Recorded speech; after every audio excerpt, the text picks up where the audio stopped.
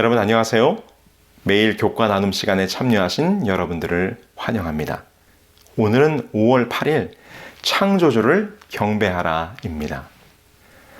그가 큰 음성으로 가로되 하나님을 두려워하며 그에게 영광을 돌리라. 이는 그의 심판하실 시간이 이르렀음이니 하늘과 땅과 바다와 물들의 근원을 만드신 이를 경배하라 하더라. 사도 요한은 새 천사의 기별을 통하여 우리가 경험해야 하고 전해야 할 메시지로서 창조주를 경배하라고 선포합니다. 우리가 하나님을 찬양하고 예배하며 경배해야 할 이유는 하나님께서 우리를 창조하셨다는 것입니다. 요한은 창조주에 대한 분명한 선언을 계시록뿐만 아니라 그의 복음서 요한복음에서도 엄중하게 선포하지요. 태초에 말씀이 계시니라. 이 말씀이 하나님과 함께 계셨으니 이 말씀은 곧 하나님이시니라. 그가 태초에 하나님과 함께 계셨고 만물이 그로 말미암아 지은 바 되었으니 지은 것이 하나도 그가 없이는 된 것이 없느니라.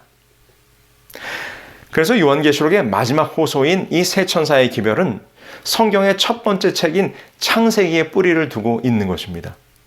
우리가 창조의 중요성을 이해하지 못한다면 우리의 경배와 예배의 이유를 찾을 수가 없는 것이죠.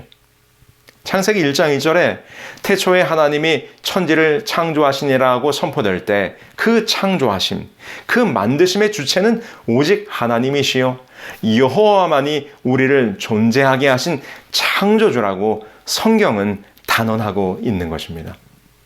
하나님이 우리를 창조하셨기에 하나님께 경배하라는 말씀은 시편에도 등장합니다.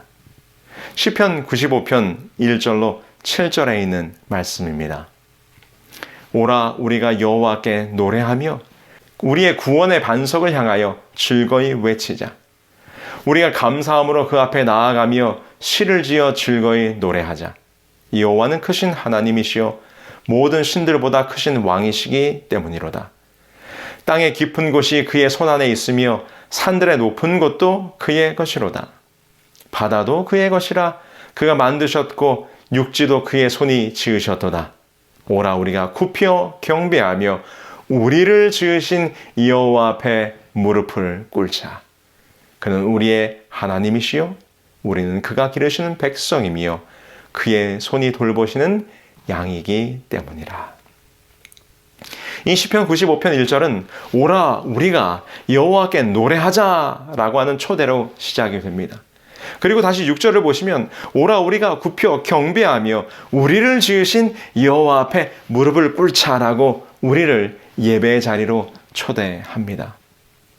그러면서 우리가 여호와를 찬양하고 그분께 경배해야 할 이유로서 무엇을 설명하는가 하면 여호와께서 우리를 지으셨기 때문이라고 말하는 것입니다.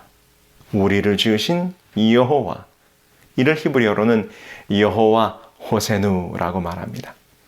4절과 5절에서는 그가 땅을 만드시고 산들을 만드신 분이시며 바다도 육지도 그가 만드셨다고 말씀하십니다. 이어서 이 아름다운 땅과 신묘한 산들을 만드신 분, 저 푸르고 푸른 망망한 바다와 펼쳐진 저 육지를 만드신 바로 그분이 또한 우리를 만드신 우리의 메이커 여호와 호세누라고 말씀하고 있는 것이죠. 성도 여러분, 그런데 우리를 만들어 놓으셨다고만 해서 우리가 하나님을 경배해야 할까요? 요즘 악해진 세상을 보면 자신이 낳은 자식을 아무렇게나 방치하고 돌보지 않아서 목숨을 잃게 만드는 모습을 종종 봅니다. 아이를 낳았다고 다 부모가 되는 것은 아닙니다. 낳았으면 사랑으로 돌보고 양육해야 하는 것이죠. 그래서 시편 기자는 95편 7절에서 노래하기를 우리는 그가 기르시는 백성이며 그는 우리를 돌보시는 목자가 되어주신다고 말하는 것입니다. 이것이 우리가 하나님을 창조주로서 신뢰하며 그분을 경배하는 분명한 이유가 되는 것이지요. 얼마 전 제가 섬기는 앤드류스 한인교회에서 저의 안사람이 어린이 설교를 맡았습니다. 아이들에게 어떻게 하나님의 사랑을 잘 전달할 수 있을까 고민하던 저의 안사람이 실물 교훈으로 병아리를 사서 아이들에게 보여주기로 마음을 먹었습니다. 그래서 병아리를 사러 갔습니다. 원래 계획은 어린 설교를 위해서 한두 마리 정도만 사오려고 했는데 이 노란 병아리들이 얼마나 귀엽고 사랑스럽던지 그만 이 병아리의 귀여움에 마음이 뺏겨 10마리를 샀습니다. 근데 병아리만 사면 됩니까? 아니죠. 병아리 모이도 사야 하고 병아리를 사육할 수 있는 집도 있어야 하고 병아리들이 푹신하게 누울 수 있는 나무 베딩도 사야 하고 등등 하여튼 병아리들을 잘 키우기 위해서 이것저것 사왔습니다. 그리고 그 안식일에 아이들에게 우리를 돌보시는 하나님의 사랑에 대하여 설교를 잘 했습니다. 그리고는 이제부터 집에서 이 병아리들을 잘 키워야겠다 생각하고는 집안 거실에 두었습니다. 여러분, 병아리들이 5에서 6주 정도 자랄 때까지는 온도를 따뜻하게 맞춰주는 것이 중요하기 때문에 바깥에 둘 수가 없습니다.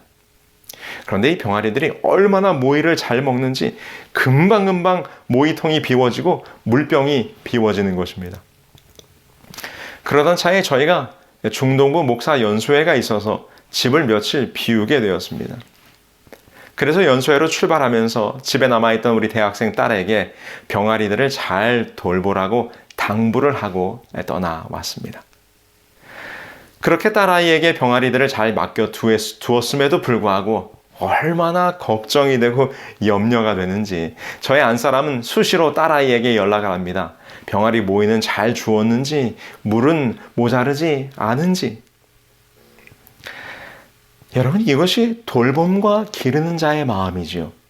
잘 먹는지, 잘 자는지, 잘 마시는지, 별일은 없는지 항상 그 관심이 병아리에게 가 있는 것입니다. 시편 95편은 이스라엘이 애굽을 떠난 후 겪어야만 했던 40년 광야에서의 방황과 시련의 시대를 돌아보며 비슷한 또 한 번의 역사적 고난의 시대를 배경으로 쓰여진 시편입니다. 그래서 시편 95편 10절에서는 40년 광야의 방황을 회고하는 이야기가 나오는 것이죠. 그런데 시편 기자는 말하기를 우리가 이렇게 광야와 같은 시대를 살아가고 있는 우리를 향해 지금 우리가 해야 할 일은 예배라고 가르치는 것입니다. 오라 우리가 여호와께 노래하자. 여호와 앞에 무릎을 꿇고 그분을 경배하자. 그 이유가 무엇입니까? 하나님이 우리의 창조주여 뿐만 아니라 우리를 돌보시는 분이라는 것입니다. 오늘 교과책 교훈에서 말하기를 첫째 천사의 기별은 창조주를 경배하라는 분명한 기별을 준다. 그것은 전능하시고 무한하셔서 우리를 창조하신 하나님을 신뢰하라는 요청이다 라고 설명합니다. 마지막 시대를 살아가고 있는 재림성도 여러분 얼마나 우리 주님을 신뢰하고 계신가요? 이 험난하고 혼란한 죄악 세상, 아직도 광야의 삶을 살아가고 있는 우리들, 온갖 시험과 걱정과 염려가 많은 오늘 이 한날의 삶을 살아가는 우리가 진정으로 해야 할 일은 무엇인가?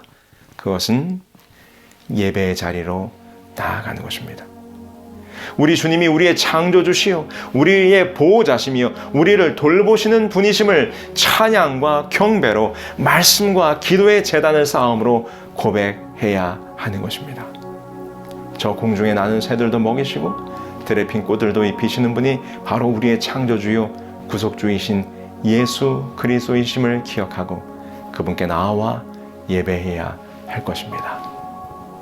오늘 하루의 삶도 우리 하나님이 창조주이심을 기억하고 그분께 감사와 찬양을 드리는 예배하는 하루가 되기를 바라면서 오늘 교과 말씀을 마치겠습니다.